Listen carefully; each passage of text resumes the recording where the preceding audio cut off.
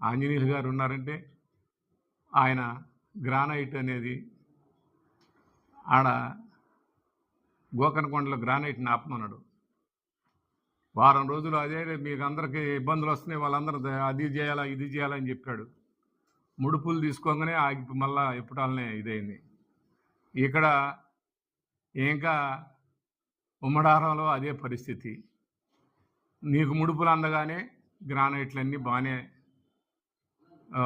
జరుగుతున్నాయి. కనీసం కూడా ఇవన్నీ తెలియవు, ఎవరు చూడలేదు, ఈ సొసైటీ డబ్బుల్లో మీరిద్దరు భాగాలు పంచుకోవట్లేదని